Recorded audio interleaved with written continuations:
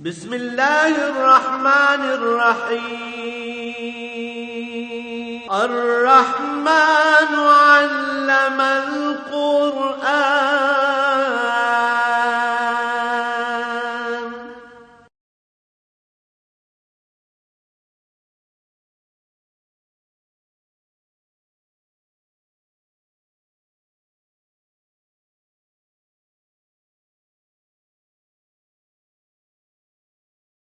الحمد للہ رب العالمین والصلاة والسلام علی حبیبہ محمد وآلہ وصحبہ اجمعین اعوذ باللہ من الشیطان الرجیم بسم اللہ الرحمن الرحیم ولو ان اہل الکتاب آمنوا واتقوا لکفرنا عنہم سیئاتہم ولادخلناہم جنات النعیم ولو انهم اقاموا التوراة والانجیل وما انزل الیہم من ربہم لآکلوا من فوقہم ومن تحت ارجلہم منہم امۃ مقتصدہ وکثیر منہم ساء ما یعملون یا ایھا الرسول بلغ ما انزل الیک من ربک فإن لم تفعل فما بلغت رسالتہ واللہ یعصمک من الناس ان اللہ لا یہدی القوم الکافرین اللہم سبحانک لا علم لنا الا ما علمتنا انک انت العلیم الحکیم مولایا صلی وسلم دائما ابدا علی حبیبک خیر الخلق کلہم۔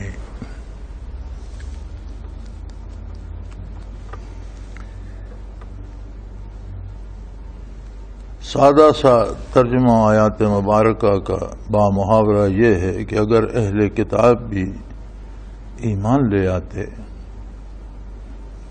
یعنی جب تک ان کے پاس کتابیں تھیں اور جو کچھ ان کتابوں میں نازل ہوا وہ حق تھا اور اس پر ان کا ایمان تھا، لیکن جب نبی کریم صلی اللہ علیہ وسلم مبعوث ہوئے اور نئی کتاب قرآن حکیم نازل ہوئی جو ہمیشہ کے لیے اللہ کی آخری کتاب تھی، تو ان کتابوں کے مطابق بھی اس پر ایمان لانا ضروری تھا۔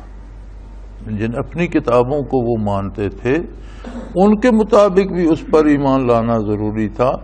اب ان کی نجات اس میں تھی کہ وہ قرآن پر ایمان لے آتے، واتقوا، اور اپنے کردار کی اصلاح کر لیتے جس طرح قرآن کریم رہنمائی فرماتا ہے، لَكَفَّرْنَا عَنْهُمْ سَيِّئَاتِهِمْ، تو ہم ان کی خطائیں معاف فرما دیتے، وَلَأَدْخُلَنَّاهُمْ جَنَّاتِ النَّعِيمِ، اور ہم انہیں جنت کی نعمتوں میں، جنت کے باغوں میں داخل کر دیتے۔ وَلَوْ أَنَّهُمْ أَقَامُوا التَّوْرَاةَ وَالْإِنْجِيلَ وَمَا أُنزِلَ إِلَيْهِمْ، اگر وہ تورات و انجیل یا جو ان پر نازل ہوا اس کے احکام پر بھی قائم رہتے، اسے قائم رکھتے، اسے زندہ رکھتے، اس کے مطابق اپنا کردار اور اپنا عقیدہ رکھتے، تو یقیناً یعنی اگر ان کا عقیدہ اس پر بھی ہوتا تو یقیناً انہیں ایمان نصیب ہو جاتا۔ یعنی قرآن کا انکار کر کے اہل کتاب نے صرف قرآن کا انکار نہیں کیا بلکہ اپنی کتابوں کا بھی انکار کر دیا۔ تو اگر وہ اس پہ قائم رہتے اور اس کے مطابق قرآن پر بھی ایمان لے آتے، لَأَكَلُوا مِنْ فَوْقِهِمْ وَمِنْ تَحْتِ أَرْجُلِهِمْ، تو اللہ ان پر دنیا میں بھی فراخی بھیج دیتے، یعنی انہیں اوپر سے بھی رزق ملتا اور پاؤں کے نیچے زمین سے بھی رزق ملتا، اللہ ان پر فراوانی کر دیتے۔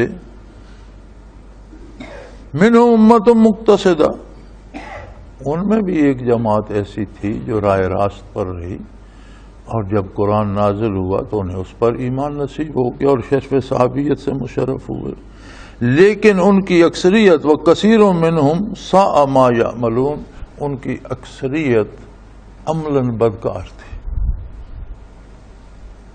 تو یاد رکھیں عمل کا اثر بھی ایمان و یقین پہ پڑتا ہے، جس طرح ایمان کا اثر عمل پہ پڑتا ہے، اسی طرح اس کے الٹ بھی ہو جاتا ہے۔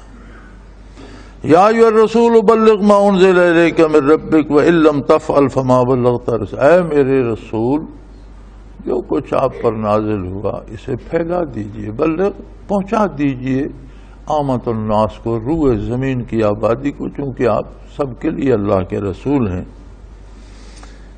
فَإِن لَّمْ تَفْعَلْ فَمَا بَلَّغْتَ رِسَالَتَهُ، اس میں اگر کمی رہ گئی تو رسالت مکمل نہیں ہوگی۔ دین ایسی بات نہیں ہے کہ کچھ حصہ مان لیا جائے، کچھ چھوڑ دیا جائے، کچھ حصہ پہنچا دیا جائے، کچھ روک لیا جائے۔ اگر اس میں کوئی بھی کمی رہ گئی تو اللہ کا پیغام ادھورا رہ جائے گا۔ رہی یہ بات کہ یہ بات آسان نہیں ہے کہ روئے زمین کی بڑی بڑی طاقتیں کفر میں مبتلا ہیں اور ان کے مختلف اقسام کے کفر ہیں۔ کوئی بتوں کو پوجتا ہے، کوئی آگ کا پجاری ہے، تو کس کو اولیت دی جائے اور کس کے ساتھ بعد میں بات کی جائے، یا سب کو بیک وقت چھیڑا جائے، کیا کیا جائے؟ فرمایا واللہ یعصمک من الناس، اللہ آپ کا محافظ ہے، انسان آپ کا کچھ نہیں بگاڑ سکتے۔ ان اللہ لا یہدی القوم الکافرین، اور رہا یہ کہ انہیں ہدایت نصیب ہو جائے، ہدایت تو جب یہ طلب کریں گے نصیب ہوگی، اگر کفر پر اڑے رہے تو انہیں ہدایت نصیب نہیں ہوگی۔ یہ سادہ سا ترجمہ تھا۔ ارشاد باری ہے وَلَوْ أَنَّ أَهْلَ الْكِتَابِ آمَنُوا وَاتَّقَوْا لَكَفَّرْنَا عَنْهُمْ سَيِّئَاتِهِمْ۔ حضرت سفیان ثوری رحمۃ اللہ تعالی علیہ کا آخری وقت قریب تھا اور ان پر گریہ کی کیفیت طاری تھی، تو ان کے ایک دوست نے کہا کہ حضرت آپ نے تو ساری عمر بہت محنت کی ہے نیکی کرنے میں اور دین کی خدمت میں اور لوگوں کو دین سمجھانے میں، کیا آپ آخری وقت میں جب موت آ گئی تو آپ گناہوں کے ڈر سے رو رہے ہیں؟ انہوں نے زمین سے ایک تنکا اٹھایا اور فرمایا گناہوں کو تو میں اس کے برابر بھی اہمیت نہیں دیتا، گناہوں کی کوئی بات نہیں، اللہ کی رحمت بہت وسیع ہے، بندہ کتنے گناہ کر لے گا؟ اگر مجھ سے گناہ بھی سرزد ہوئے تو انہیں میں پرے کا حیثیت نہیں دیتا، تو پھر رو کیوں رہے؟ فرمایا اس لیے کہ کہیں ایمان سلب نہ ہو جائے۔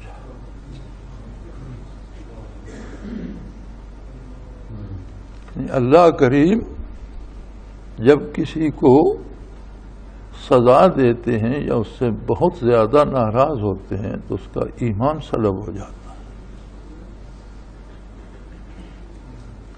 ایمان قائم رہے تو انسان ہے، اس سے غلطی ہوتی ہے اور ہر غلطی پر اسے دکھ ہوتا ہے۔ ایمان کی دلیل یہ ہے کہ گناہ سرزد ہو جاتا ہے لیکن اس کے سرزد ہونے پہ دل کانپ اٹھتا ہے، تکلیف ہوتی ہے، خوشی نہیں ہوتی، دکھ ہوتا ہے۔ ایمان کمزور ہو جائے یا سلب ہو جائے تو پھر بندہ گناہ کر کے فخر کرتا ہے۔ آپ اپنے معاشرے میں لوگوں کو دیکھتے ہیں، وہ فخر کرتے ہیں میں نے اتنے قتل کر دیے، میں نے اتنے ڈاکے مارے، میں نے اتنے گھروں کو لوٹ لیا، میں نے اتنے لوگوں کے پیسے دبا لیے، کوئی میرا کچھ نہیں بگاڑ سکتا۔ یہ صرف یہ جو گناہ پہ فخر کرنا ہے یہ اس بات کی دلیل بن جاتا ہے کہ ایمان سلب ہو چکا،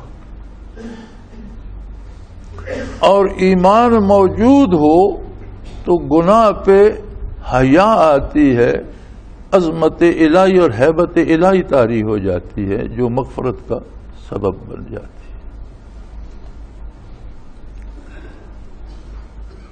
ہمارے ہاں مصیبت یہ ہے کہ آج کے دور میں ایمان کو بچانا بھی بہت بڑی ہمت کی بات ہے، اللہ توفیق دے۔ اتنی رسومات، اتنی خرافات، اتنے فضول کام جن کو دین کا درجہ دے دیا گیا ہے اور عام آدمی سے کہا جاتا ہے یہ کرو بڑا ثواب ہے۔ یاد رکھیں ایمان و دین صرف وہ ہے جو نبی کریم صلی اللہ علیہ وسلم نے تعلیم فرمایا۔ لوگوں کے گھڑے ہوئے رواج دین کی حیثیت اختیار نہیں کر سکتے، اور اگر ویسے ان پر عمل کیا جائے تو گناہ ہے، دین سمجھ کر عمل کیا جائے تو پھر بہت بڑا ظلم ہے، پھر ایمان ضائع ہوتا ہے۔ اور ایسی مصیبت آ گئی ہے، کوئی ایسا بد نصیبی کا دور آ گیا ہے کہ زندگی کے ہر شعبے میں دین کی بجائے رسومات آ گئی۔ میں حیران ہوتا ہوں کہ مسلمان دنیا سے گزر جاتا ہے، حکم ہے شریعت کا کہ جتنا جلدی ممکن ہو قبر کا انتظام ہو جائے، غسل کا اہتمام، جتنا ہی جلدی ہو سکے اسے دفن کرو، جنازہ پڑھو، دفن کرو اور اس کی قبر پر دعا کرو۔ سادہ سا سمپل سا کام ہے، لیکن دفن میں اتنی رسومات رائج کر دی گئی ہیں کہ پتہ ہی نہیں چلتا، سمجھ ہی نہیں آتی کیا ہو رہا ہے کیا نہیں ہو رہا۔ عجیب بات ہے، یعنی ایک کم از کم موت پہ تو اللہ کی عظمت کا احساس ہونا چاہیے، اور ایسا دفن کیا جائے جو سنت کے مطابق ہو، وہ کام کیے جائیں جن کا حکم شریعت میں ہو۔ ہم وہاں بھی کوشش کرتے ہیں کہ اس میں ہماری بڑائی اور ہماری نمبرداری بنے۔ بیمار پڑا رہے، دوا کوئی نہیں دے گا، مرتا رہے، پانی مانگتا رہے، کہیں گھنٹے بعد کوئی گھونٹ دے دے تو نہیں تو کہیں گے تنگ کر رہا ہے چھوڑو، مر جائے تو ساری دنیا کی دعوتیں شروع ہو جائیں گی اور سارے شہر کو حلوہ گوشت کھوائے جا رہے ہیں۔ کچھ عجیب سا جھنجھٹ سا بن گیا ہے۔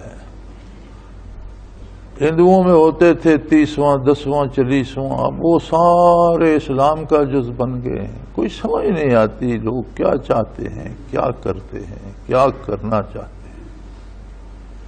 تو اگر موت پر رسومات سے ہم پیچھا نہیں چھڑا سکتے تو خوشی کے موقع پر کون چھڑائے گا، اور عام زندگی میں کون چھڑائے؟ دیکھو کتنی سیدھی سی بات ہے، اللہ کریم فرماتے ہیں کہ تم ایمان صحیح رکھو، ایک بات، اور تقوی اختیار کرو، میری اطاعت کرو، میں تم پر آسمانوں سے بھی رزق برساؤں گا اور زمین سے بھی تمہارے لیے ہر نعمت کی فراوانی ہو جائے گی۔ اب اس کے بعد کوئی ضرورت باقی رہتی ہے کہ جی کوئی وظیفہ بتائیں، رزق کی تنگی ہے، وظیفہ تو اللہ نے بتا دیا۔ اب جو اللہ کریم نے بتا دیا کوئی بندہ اس سے بڑھ کر کیا بتائے گا؟ بعض مسنون دعائیں ہیں، میں کہا کرتا ہوں لوگوں سے کہ جو دعا کرنے کی تلقین نبی کریم صلی اللہ علیہ وسلم نے فرمائی ہے کہ اس طرح دعا مانگو، اب اس کے لیے کسی اور سے پوچھنے کی کیا ضرورت؟ وہ تو حضور صلی اللہ علیہ وسلم کی عطا ہے، آپ کی اطاعت ہے، آپ کا انعام ہے، اس طرح سے کرو۔ تو میرے بھائی ہمارا بڑا مسئلہ ہوتا ہے، زندگی کے بے شمار مسائل نے ہمیں گھیر رکھا ہے، بچوں کی شادیاں، کاروبار۔ اچھا کہتے کیا ہے؟ سب سے بڑا مسئلہ روزانہ کی ڈاک میں یہ ہوتا ہے، میرا کاروبار کسی نے بند کر دیا، میری بچوں کی شادیاں کسی نے بند کر دیں، میری اولاد پیدا ہونے سے کسی نے روک دی۔ اور خدا کے بندوں کبھی یہ تو سوچو، ایک بندے کے وجود میں 2.5 کھرب سیل ہیں، ہر انسان کے وجود میں 2.5 کھرب سیل ہیں۔ دنیا کی آبادی 6 ارب ہے، یہ 100 ارب کا 1 کھرب ہوتا ہے، ایک بندے کے اندر کی آبادی 2.5 کھرب ہے۔ ہر سیل اپنے جیسا دوسرا سیل پیدا کر کے مر جاتا ہے، 6 مہینے بعد آپ کا وجود کا کوئی ایک سیل پہلے والا باقی نہیں ہوتا، سارے نئے بن جاتے۔ ہر سیل میں، آج کا سائنسدان کہتا ہے ہر سیل میں ایک کتاب رکھی ہے، ہر سیل میں، یعنی 2.5 کھرب کتابیں ہیں جن پر اس کی پوری زندگی کا نظام درج ہے. حتیٰ کہ سائنٹسٹ کہتے ہیں کہ کس عمر میں اس کا ایک دانت گرے گا، کس عمر میں ایک بال سفید، اتنی باریک باتیں اس کتاب میں درج ہیں جو ہر وجود میں 2.5 کھرب کتاب. اب کون ہے جو اس کے مندرجات کو مٹا کر وہاں کچھ اور لکھ دے گا؟ یعنی ایسا عامل کون ہے جو ان 2.5 کھرب کتابوں سے کاٹ کر وہاں یہ لکھ دیتا ہے کہ میں اس کی شادی روک رہا ہوں، نہیں ہوگی، میں اس کی اولاد روک رہا ہوں، پیدا نہیں ہوگی، میں اس کی جوانی روک رہا ہوں. کون ہے جو 2.5 کھرب سے جا کر مٹائے گا؟ اور وہ لکھنے والا تو وہ قادر مطلق ہے، اس کی تحریر کو مٹا کر اپنی کون، اس سے بڑا کون ہے جو اس کی تحریر مٹا کر اپنی لکھ دے؟ کیوں ان وہموں میں پڑتے؟ ہاں ایک بات دیکھنے کی ہے کہ اگر دنیاوی مصائب نے ہمیں گھیر رکھا ہے تو کیا ہم نے دینی جو تقاضے ہیں وہ پورے کیے؟ یہ دیکھنے کی بات ہے. یہ دیکھنے کی بات ہے کہ میرے عقائد وہی ہیں جو آقا نامدار صلی اللہ علیہ وسلم نے بتائے ہیں یا ہم نے ادھر ادھر سے ادھار لے لیے ہیں؟ میرے اعمال وہی ہیں جو محمد الرسول اللہ نے تعلیم فرمایا یا میں نے خود گھڑ لیے ہیں؟ میں احکام پہ عمل کرتا بھی ہوں یا نہیں؟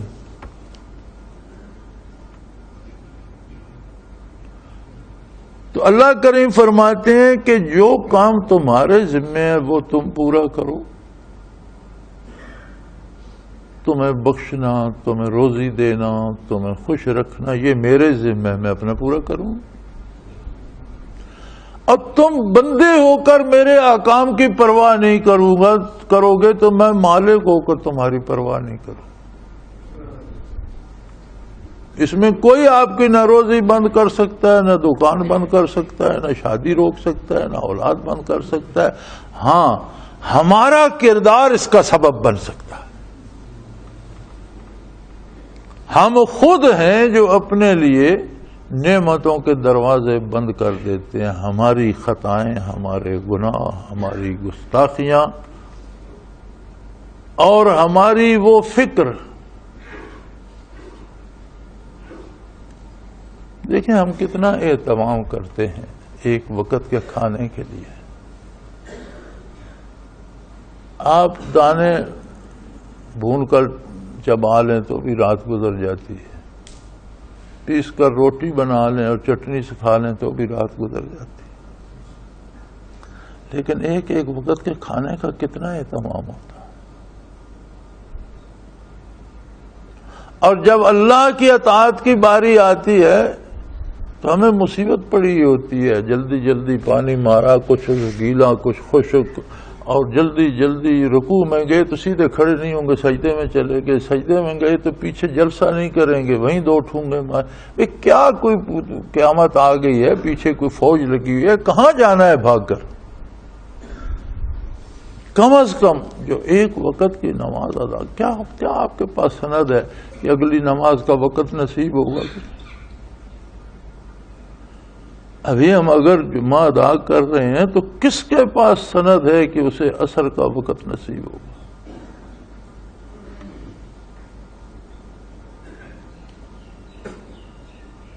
لیکن جب ہم اطاعت پہ آتے ہیں اس میں بھی ہم اس طرح سے کرتے ہیں جیسے کوئی فٹیک لگ گئی ہے یا ایک مصیبت ہے، بوجھ ہے، وہ اتارنا ہے. ان چیزوں سے نکلیے،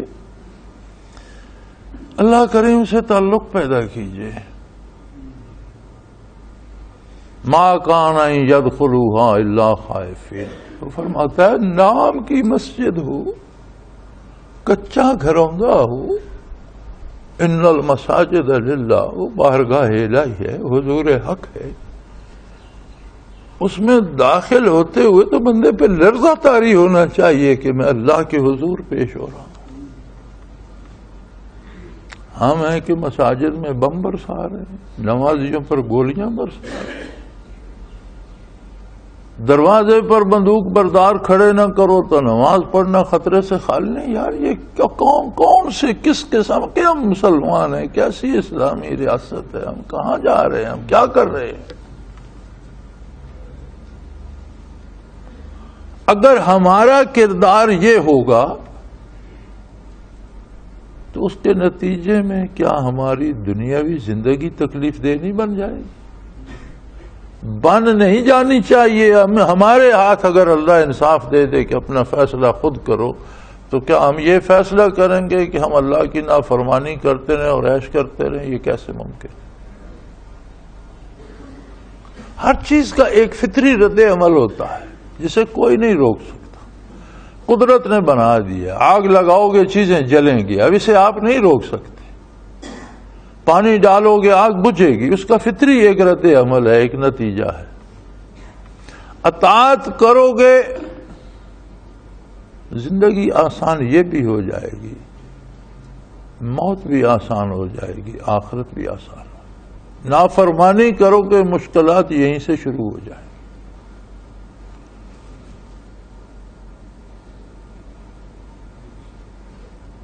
فرمایا اگر یہ لوگ تورات و اناجیل پہ عمل کرتے اور اللہ کے احکام کی پیروی کرتے. اب اللہ نے قرآن نازل کر دیا، تورات و اناجیل پہ ایمان کا تقاضا تھا کہ قرآن کو مانتے، تو ہم ان پر اوپر سے بھی رزق برساتے، نیچے سے بھی، پاؤں کے نیچے سے بھی ان کے لیے نعمتیں ابلتی. اور ان میں کچھ ایسے ہیں بھی جنہیں نور ایمان نصیب ہوا، اعلیٰ پائے کی صحابیت نصیب ہوئی، حضور کے شرف صحبت سے باریاب ہوئے، لیکن اکثریت ان کی ہے ساء ما یعملون، جو برے کام کرتے ہیں، جانتے ہیں کہ یہ برائی ہے.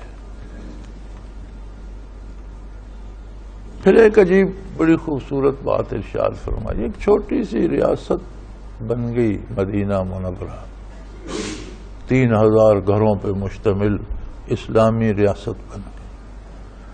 اب اس کے باہر جزیرہ نما عرب میں بھی سارے دشمن ہیں اور اس ریاست کو مٹانے پہ تلے ہوئے ہیں. دنیا میں اس وقت جو آج ایک نام رکھا گیا سپر پاور تو اللہ ہے، وہ سب پہ غالب ہے، کوئی طاقت نہیں ہے اس کے مقابلے. لیکن دنیا نے بعض طاقتوں کو سپر پاور قرار دیا ہے. اس زمانے میں سپر پاور کیسر اور کسرا تھے. اب کیسر کے ایک ایک گورنر کے پاس 1.5 لاکھ کی فوج ہوتی تھی. کسرا کا یہی عالم تھا، بہت پرانی قدیم سلطنت تھی اور بہت بڑی طاقتور تھی. اس کے علاوہ روئے زمین پر کافرانہ حکومتیں قائم تھیں، چوری ڈاکہ قتل و غارت تباہی، ہر طرف طوفان مچا ہوا تھا. لیکن سب کے مختلف مذاہب تھے. کوئی ستاروں کو پوج رہا ہے، کوئی چاند کو، کوئی آگ کو، کوئی سورج کو، کوئی بتوں کو، کوئی دیوی دیوتاؤں کو، کوئی فرضی چیزوں کو، کوئی مصنوعی چیزوں کو، کوئی جانوروں کو، کوئی کس طرح. اب اسلام نے چیلنج کرنا ہے، محمد الرسول صلی اللہ علیہ وسلم نے چیلنج کرنا ہے، کیونکہ اب ایک ریاست بن گئی ہے. مکہ مکرمہ میں تھے، افراد کو، قبائل کو تعلیم فرماتے رہے. ہجرت کرنا پڑی، اس کے نتیجے میں بے پناہ تکالیف اٹھا کر 13 برس مسلسل تکلیفیں اٹھا کر مدینہ منورہ تشریف لائے تو وہاں ایک ریاست بنا. اب ریاست کا کام ریاستوں سے بات کرنا ہے، حکومت کا کام حکومتوں سے بات کرنا ہے. اور اکثر مفسرین کرام نے لکھا ہے کہ جب آپ حدیبیہ میں تھے تو یہ آیہ کریمہ نازل ہوئی. جب صلح حدیبیہ ہو گئی تو فرمایا کہ اب مقامی جو تکالیف تھیں اور جو کفار کی طرف سے خطرات تھے وہ کچھ عرصے کے لیے معاہدے کے تحت آ گئے ہیں، تو اب آپ روئے زمین پر دعوت دیجئے. اب اس میں بہت سی حکمتیں ہیں. دیکھیں ساری دنیا کو بیک وقت مخالف کرنے کی کیا ضرورت ہے. پہلے جو بہت برے ہیں، جو جادوگروں کی اور انسانوں کی پوجا کرتے ہیں، پہلے ان سے بات کر لیتے ہیں، پھر اس کے بعد جو فرشتوں کو پوجتے ہیں ان سے بعد میں کر لیں گے. یا جو مادی چیزوں کی پوجا کرتے ہیں پہلے انہیں بات کرتے ہیں، پھر جو آسمانی مخلوق کی پوجا کرتے ہیں ان سے بعد میں بات کر رہے ہیں۔ اللہ کے نے فرمایا نہیں، کفر سارا ہی کفر ہے، کسی میں کمی بیشی ترجیح کی ضرورت نہیں، اور آپ میرے رسول ہیں۔ فرمایا یا ایھا الرسول، اے میرے رسول صلی اللہ علیہ وآلہ وسلم، آپ میرے رسول ہیں، اور رسول توحید کا علمبردار اور ہر قسم کے کفر کا مخالف ہوتا ہے، لہذا آپ سب کو چیلنج کیجئے اور سب سے فرما دیجئے کہ تم غلط کر رہے ہو، توبہ کرو، اللہ کا توبہ کا دروازہ واہ ہے، ورنہ عذاب الہی میں گرفتار ہو جاؤ۔ یہ معمولی بات نہیں تھی، ذرا قرآن کے نزول اور مکی آیات کو دیکھیں اور مکہ مکرمہ کے حالات کو دیکھیں تو پتہ چلتا ہے یہ رحمت للعالمین صلی اللہ علیہ وسلم ہی کا حوصلہ تھا کہ یہ آیات سر عام بیان فرما دے۔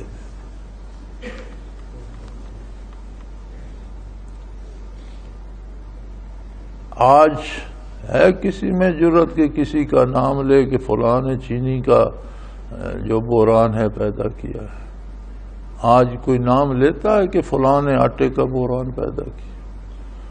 آج کوئی سر عام کہتا ہے کہ فلاں نے رشوت کا بازار گرم کر رکھا ہے؟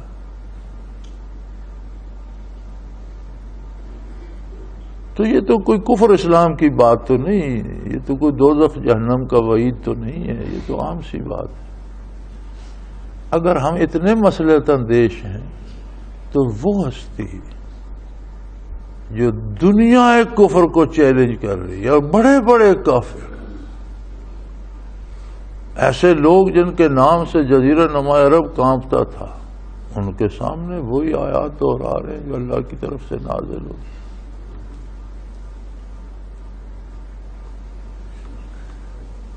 آج اس زمانے میں قرآن حکیم کا سیدھا ترجمہ کرنا ممبر پر بیان مشکل ہے، لوگ تعویلیں کر کے کرتے ہیں کہ فلاں بھی ناراض نہ ہو جائے، فلاں بھی ناراض نہ ہو جائے، اور ان کی تو زبان ہی مادری عربی تھی، اور تو ہر بات کو سمجھتے تھے، ان کے سامنے وہ بیان کرنا۔ پھر فرمایا میرے حبیب اب وقت آ گیا، اب آپ کی ریاست بن گئی ہے، اب ریاست ریاستوں سے مخاطب ہو، اور کوئی اندیشہ کرنے کی ضرورت نہیں میرے حبیب، سب کو چیلنج فرما دیجئے، اور یہ خیال کہ یہ سب اٹھ کر الٹ پڑیں گے تو کیا ہوگا، یہ میں سنبھالوں گا، یہ میرا کام۔ واللہ یعصمک من الناس، ان سارے لوگوں سے آپ کی حفاظت کرنا یہ میری ذمہ داری ہے۔ اور جب ہی آپ حدیبیہ سے واپس مدینہ منورہ پہنچے، تبھی تمام حکمرانوں کو عرب و عجم میں آپ نے قاصد بھیجے، خطوط مبارک روانہ کیے اور لکھ کر بھیجا، توحید کی طرف دعوت دی، کفر سے روکا، کیسر کو بھیجے، کسریٰ کو بھیجے، مقوقس کو بھیجے، شاہ مصر کو بھیجے، جہاں جہاں حکومتیں تھیں آپ نے اپنے قاصد روانہ فرما دیے۔ کسریٰ ایران اس بات پہ ناراض ہو گیا جب نامہ مبارک پہنچا، تو وہ اس بات پہ خفا ہو گیا چونکہ یہ حضور کی طرف سے تھا اور شروع ہوتا تھا من محمد الرسول اللہ صلی اللہ علیہ وسلم علیہ وسلم، تو اس نے کہا یہ کون ہے کس نے جرأت کی ہے کہ میرے نام سے پہلے اپنا نام لکھ دیا۔ وہ اس بات پہ ناراض، اس نے والے نامہ مبارک کو پھاڑا، اس پر تھوکا، پاؤں کے نیچے مسل دیا اور حکم دیا، یمن میں اس کا گورنر ہوتا تھا، بازان نام تھا اس کا، اسے حکم دیا کہ اس شخص کو گرفتار کر کے پیش کیا ہے۔ واپس نبی کریم صلی اللہ علیہ وسلم کو اطلاع ہوئی کہ اس نے والے نامہ مبارک سے اس طرح کی ہے، آپ نے فرمایا اللہم مزق ملکہ کل ممزق، یا اللہ جس طرح اس نے میرے خط کے ٹکڑے کیے ہیں اس کی سلطنت کے ٹکڑے کر دے۔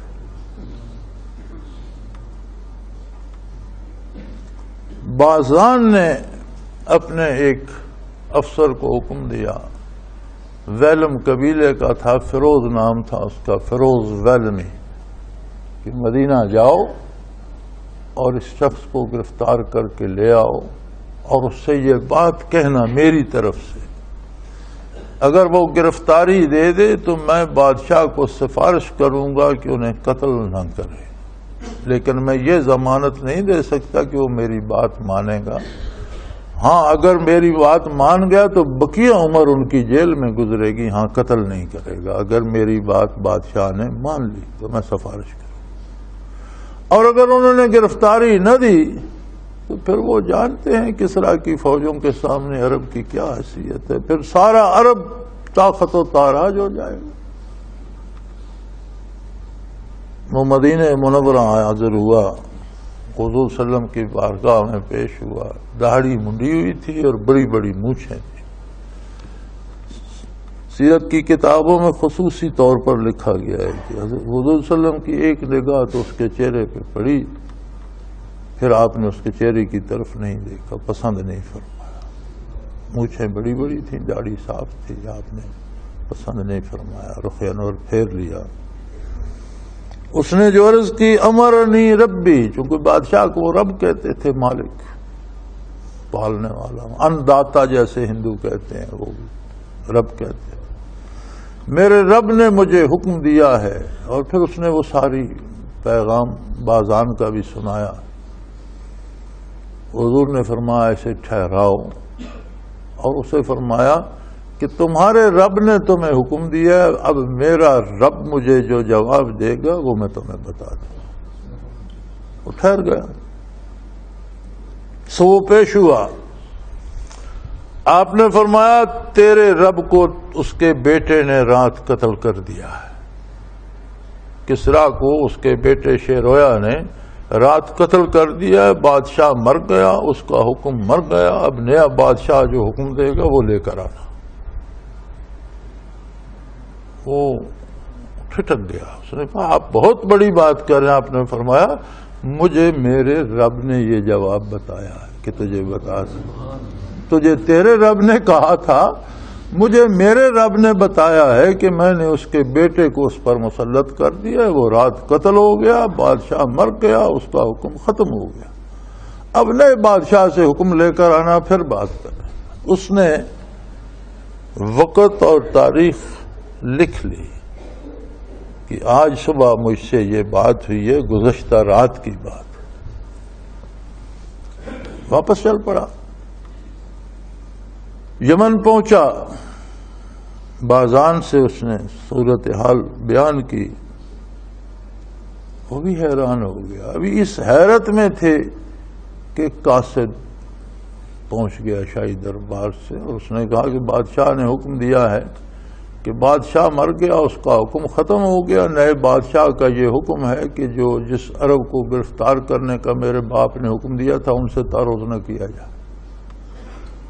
وہ دونوں مسلمان ہو گئے، دونوں کو نور ایمان نصیب ہوا، فیروز ویلمی کو بھی اور بازان کو بھی۔ اس بات پہ انہوں نے کلمہ پڑھ لیا کہ یہ اللہ کا نبی ہے۔ اس نے اپنی طرف سے بات نہیں کی، اس نے کہا کہ بیٹھ جاؤ، میرا رب مجھے جو بتائے گا تو میں بتا دوں۔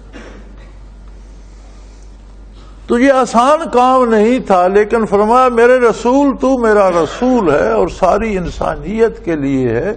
اب وقت آ گیا ہے جب تو انفرادی حیثیت میں تھا، انفرادی طور پر افراد سے، قبائل سے ارشاد فرماتا رہا، اب میں نے تجھے حکومت دے دی ہے، حکومت کا کام حکومتوں سے بات کرنا ہے میرے حبیب، اب سب سے بات کیجئے۔ بلغ ما انزل الیک من ربک، جو کچھ اللہ کی طرف سے نازل ہوا سب کو بتا دیجیے، اس لیے کہ یہ پیغام ایسا ہے کہ اس کا کچھ حصہ بھی رہ گیا تو یہ سارا ختم ہو جائے گا، اس کا مقصد پورا نہیں ہے۔ فَإِن بَلَّغْتَ فَمَا بَلَّغْتَ رِسَالَتَهْ، پھر تو رسالت کی تکمیل ہی نہ ہوئی۔ لہذا پورے کا پورا پیغام ساری انسانیت، سارے حکمرانوں، سب بڑے بڑوں اور جو دنیا میں سپر پاور کہلاتے ہیں سب کو سنا دیجئے۔ اب اس کا رد عمل کیا ہوگا؟ ایک 3000 کچے گھرونوں کی حکومت ہے، ساری سلطنت ایک گاؤں ہے جس میں 3000 گھر ہوندے ہیں مٹی کے. اب دنیا میں بڑے بڑے محلات اور فوجیں اور لاؤ لشکر اور سپاہ اور ہتھیار اور اسلحہ، تو یہ کیا ہوگا؟ فرمایا واللہ یعصمک من الناس، میرے حبیب لوگوں سے تجھے بچانا یہ میرا کام، کوئی تیرا کچھ نہیں بگاڑ سکے گا. رہی یہ بات کہ جو کفر پر اڑے رہیں گے اور آپ کی بات نہیں مانیں گے انہیں کبھی ہدایت نصیب نہیں ہوگی. ہم ہدایت صرف ایمان سمجھ لیتے ہیں. ہدایت بڑا وسیع المفہوم لفظ ہے. خدا کہتے ہیں کسی بھی کام کو کرنے کا صحیح طریقہ اسے خدا کہا جاتا ہے.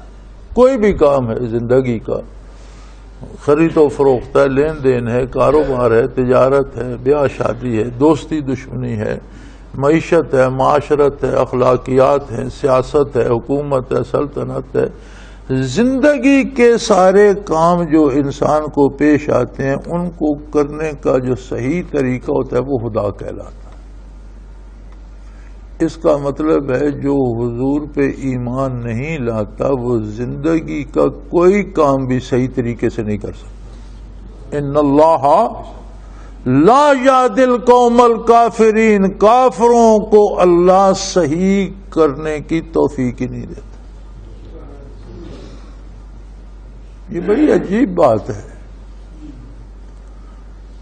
بڑی بڑی دانش کے دعوے کرتے ہیں کفار، بڑی بڑی دور کی کوڑی لاتے ہیں، سائنٹسٹ ہیں. اب یہ خربوں سیل اور یہ ساری یہ سائنس کی تحقیق ہے، لیکن ان لوگوں کی ذاتی زندگی دیکھیے تو ویران اور برباد اور لٹے ہوئے لوگ ہیں.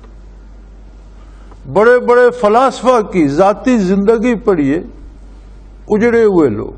بڑے بڑے حکمرانوں کا کردار سامنے رکھیے، لٹے پٹے لوگ ہیں. نہ عزت ہے، نہ پاکیزگی ہے، نہ طہارت ہے، کھانے کو حرام ہے. یعنی آج جو دنیا کی قیادت کرنا چاہتی ہیں جو قومیں، ان کا عالم یہ ہے کہ سارا دن کتوں کے پاؤں دھوتے ہیں، اور ان کے کھانے پینے کا یہ عالم ہے. جو قومیں دانشور کہلاتی ہیں وہ دنیا بھر کی غلاظت کھاتی ہیں. یعنی اگر ان کے ڈشوں اور کھانوں کو آپ دیکھیں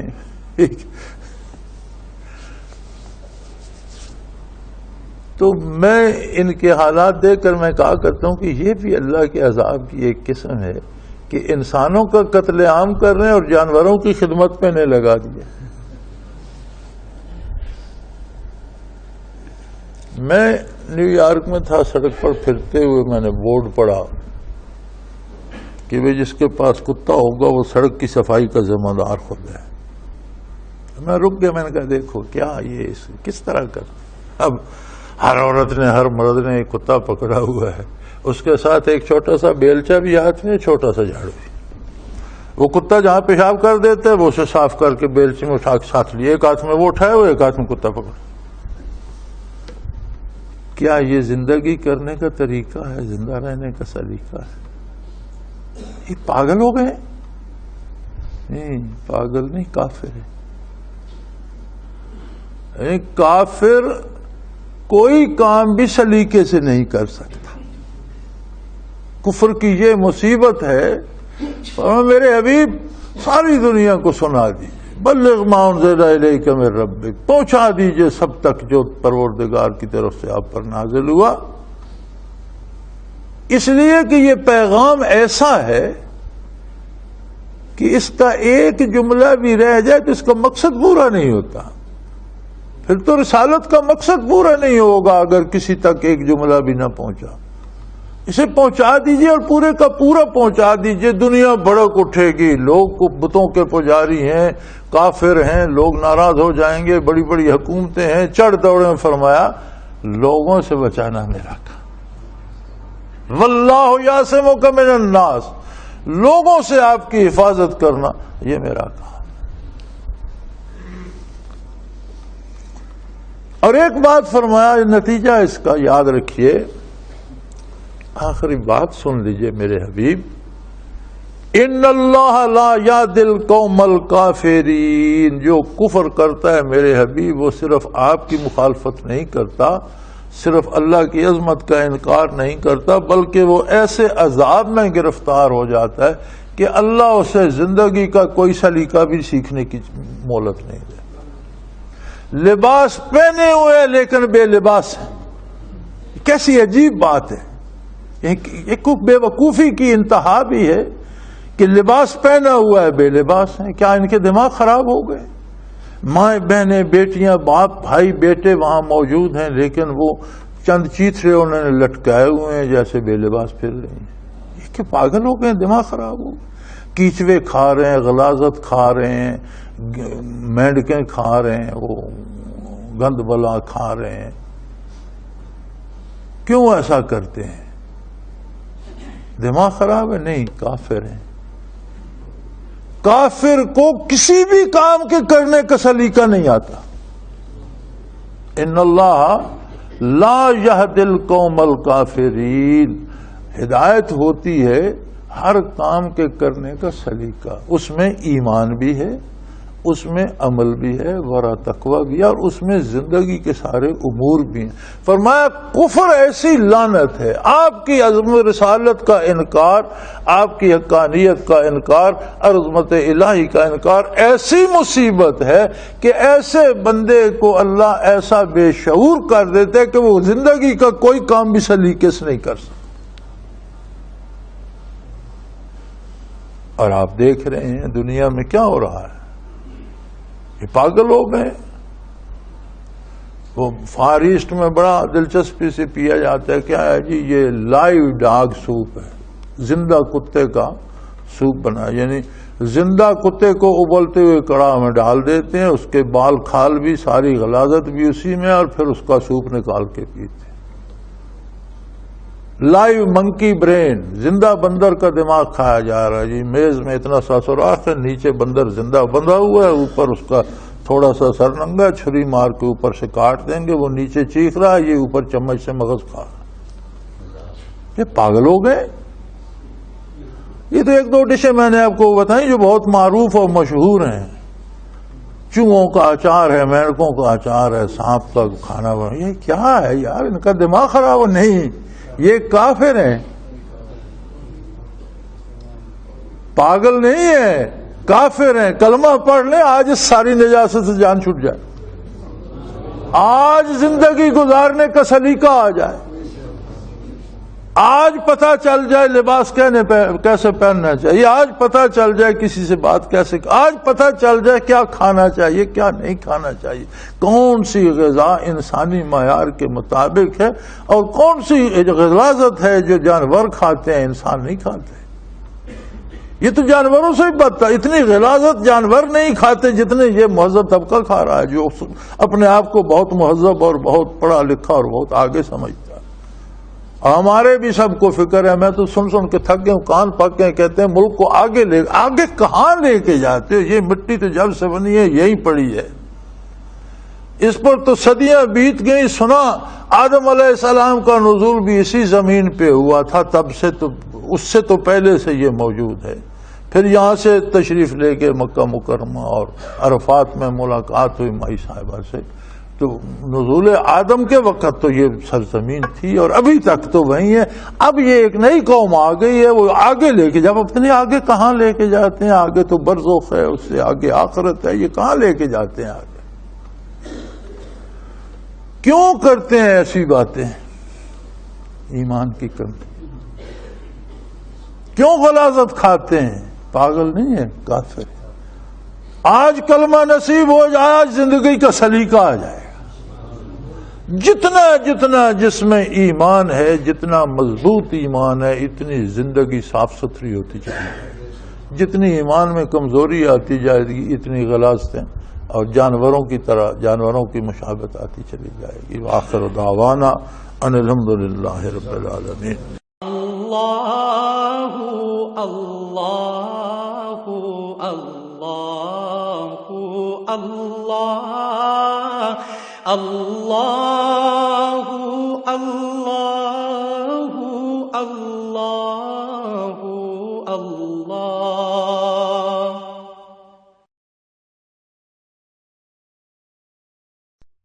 حضرت امیر محمد اکرم آوان مد ذلہ العالی دارالعرفان منارہ ضلع چکوال میں سالہ سال سے قرآن و حدیث کے اوپر خطابات کر رہے ہیں اور سلسلہ نقشبندیہ اویسیہ کے مطابق لوگوں کو ذکر الہی کی تربیت دے رہے ہیں۔ وہ قرآن پاک کی تفسیر ترتیب وار بیان کر رہے ہیں۔ تفسیر قرآن کو وہ موجودہ ملکی اور بین الاقوامی حالات کے مطابق بیان کرتے ہیں۔ موٹر وے سے کلر کہار کے انٹرچینج سے نکلتے ہوئے کلر کہار کی جھیل سے ہوتے ہوئے میانی، بوچھال اور نور پور سے گزرتے ہوئے دارالعرفان منارہ پہنچ سکتے ہیں۔ حضرت امیر محمد اکرم آوان نے بچیوں اور بچوں کی دینی اور دنیاوی تعلیم کے لیے سقارہ اکیڈمی کے نام سے ایک درسگاہ بھی قائم کی ہے، جس کا افتتاح ملک پاکستان کے صدر جنرل محمد ضیاء الحق نے اپنے دست مبارک سے کیا تھا۔ وہ تمام احباب جو اسلام کی طلب رکھتے ہیں ان سے گزارش ہے کہ دارالعرفان منارہ ضلع چکوال میں امیر محمد اکرم آوان صاحب کے خطابات سے مستفید ہوں۔ وہ ہر جمعے کو نماز سے پہلے بیان فرماتے ہیں۔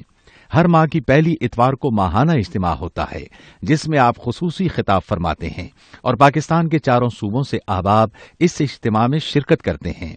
اس کے علاوہ یہاں سال میں 2 مرکزی اجتماعات بھی ہوتے ہیں، ایک رمضان المبارک میں اعتکاف کا اجتماع اور دوسرا جولائی اور اگست میں 40 دن کا اجتماع ہوتا ہے جس میں روحانی تربیت کی جاتی ہے۔